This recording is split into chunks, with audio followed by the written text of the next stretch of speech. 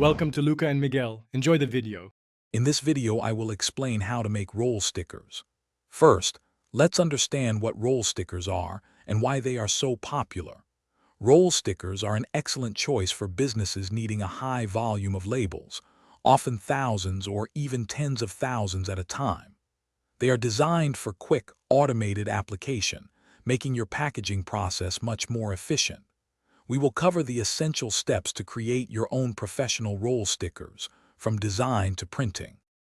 Next, let's talk about your design and material choices.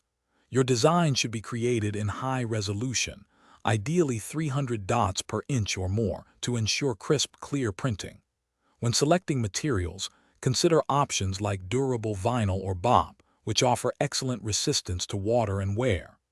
The right adhesive is also crucial. It needs to stick well to your product, whether it's glass, plastic, or paper, and withstand its intended environment.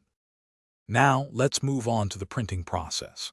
For smaller quantities or designs with variable data, digital printing offers flexibility and excellent quality.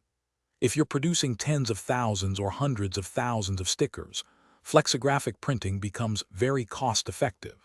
Always ensure your printer uses proper color calibration to maintain consistent branding across all your labels. Adding a protective laminate layer can significantly enhance durability, protecting against scratches and moisture. Finally, let's discuss finishing and application. Your finished roll stickers will be wound onto cores, commonly 1 inch or 3 inches in diameter. It's important to specify the correct unwind direction if you're using an automated label applicator, as there are 8 standard options.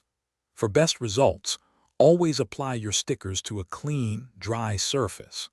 Proper storage in a cool, dry environment will also help maintain the adhesive's quality for a long time. Thanks for watching and please subscribe. It's the best investment you'll ever make.